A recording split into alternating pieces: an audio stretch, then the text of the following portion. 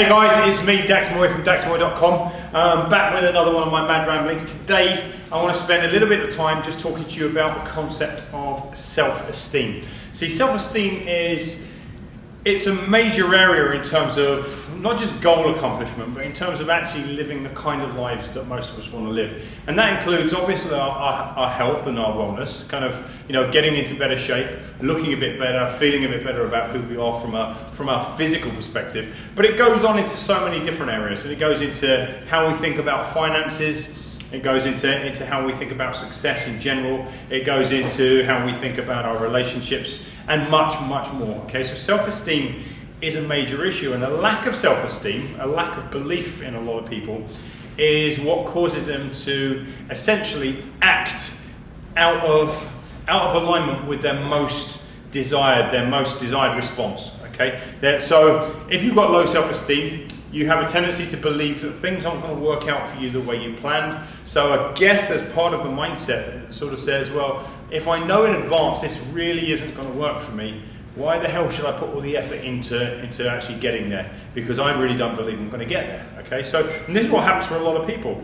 Their self-esteem also puts them into the position where they are judging their success on the success of others. So I see this all the time. I see this in my communities or my online challenges and so on, where somebody may have lost 3 or 4 pounds in the last week. They suddenly hear that somebody else has lost 10 or 15, and now immediately their own success has been overshadowed, and they believe that what they're doing isn't working and it wasn't a good and valid contribution.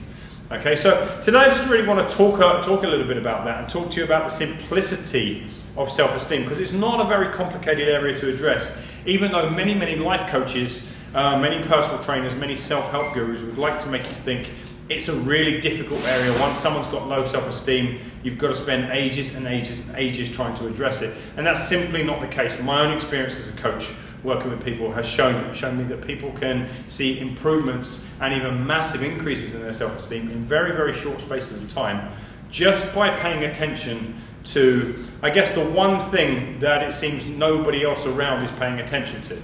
Okay, so I'm going to use my whiteboard for this, and we'll go into it a little bit more depth on it, because there's a couple of areas that I really want to show you, and it's best illustrated. So here's what I want you to think about whenever you think about self-esteem. Self-esteem, it can really be summarized in this, and it's a really simple way to think about it. Self-esteem is little more than the promises you made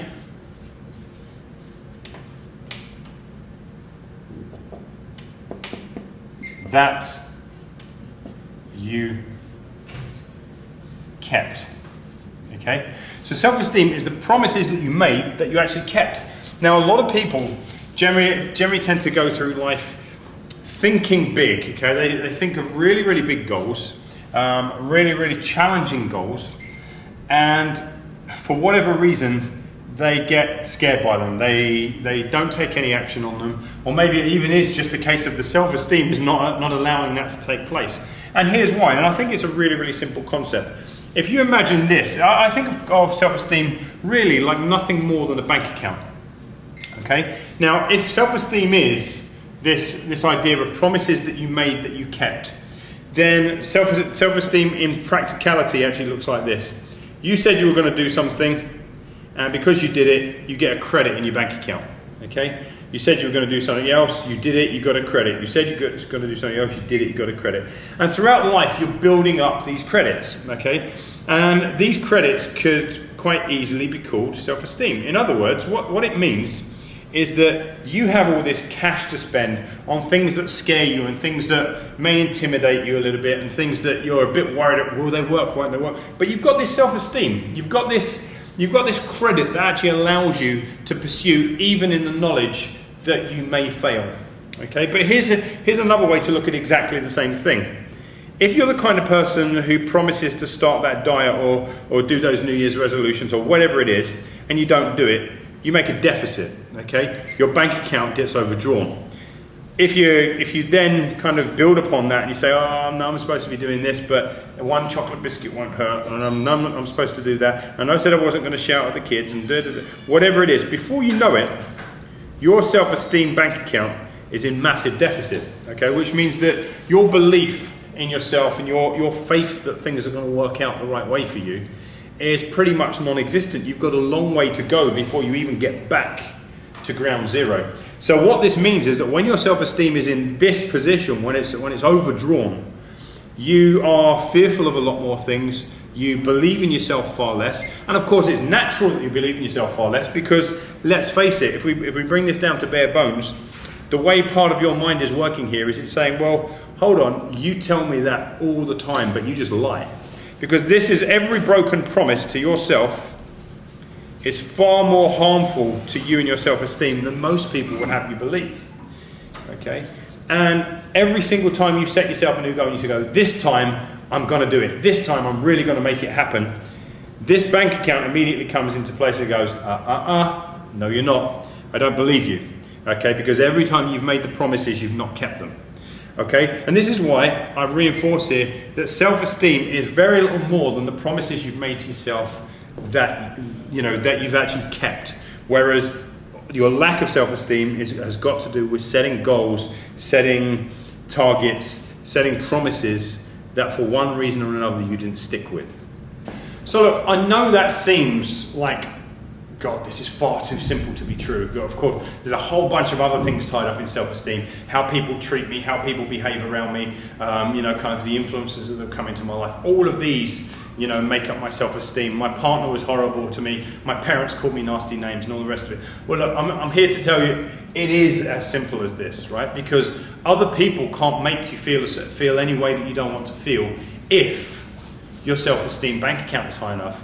So look, if you were to come and call me a whole bunch of nasty names, I've got quite high self-esteem. I feel really good about myself. I feel that I go through life keeping more of my promises than I break.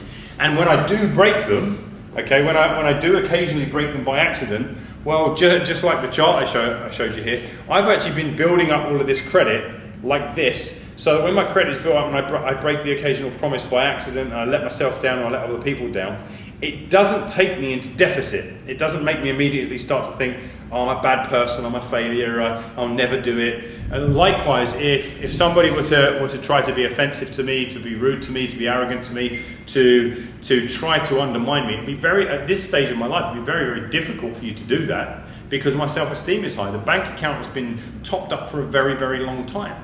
You could directly get up in my face and say to me that I'm a useless human being, I don't serve anybody, that kind of who I am and what I stand for is a waste of time, and it would make no difference to me. And yet, if I've gone through my life continuously lying to myself, continuously dropping the ball in those areas that matter so much, then maybe your transgressions against me are going to feel really hurtful and really painful. Okay? And so look, what am I getting at here? Hopefully you get this. Hopefully you understand the direction I'm going with this.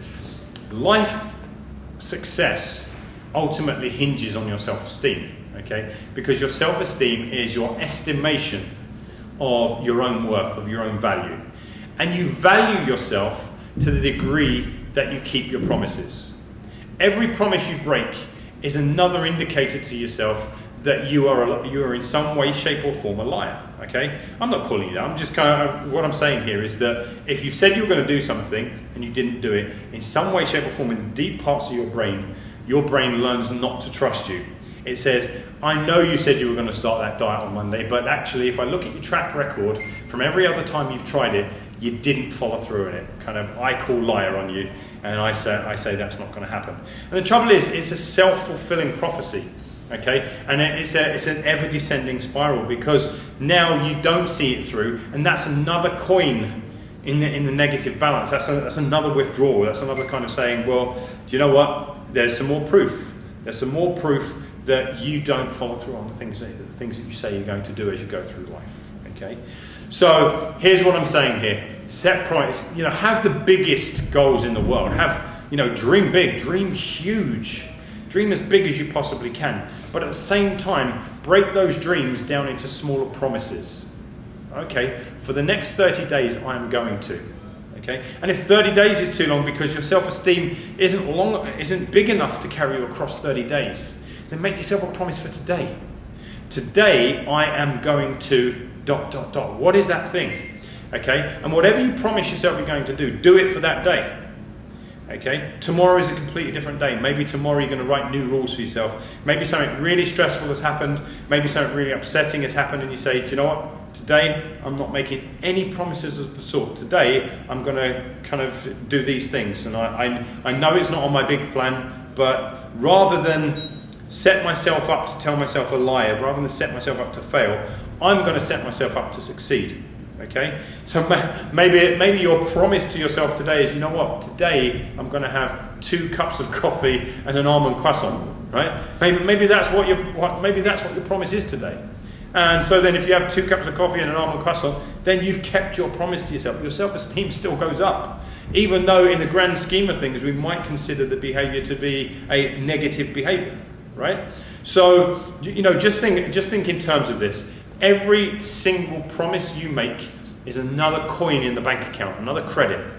And what life is kind of about, what, you know, and certainly the successful life, and when I say successful, I don't mean having the 6-pack abs or the $1 million bank account or any of these things.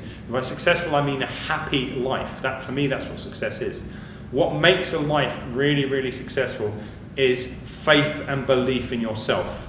And that faith and that belief in yourself can only come from telling yourself truths, making promises to yourself, and keeping them. And in much the same way as in any other relationship in life, if someone comes walking through the door here now, makes me a promise, walks away and comes back and doesn't fulfill the promise, I don't trust them. And certainly if they keep coming back and making me a promise and then leaving, and coming back making a promise and leaving, I definitely don't trust them, okay? Well, it's no different with your relationship with yourself. If you continuously make promises to you and you don't keep the promises, then you stop trusting yourself.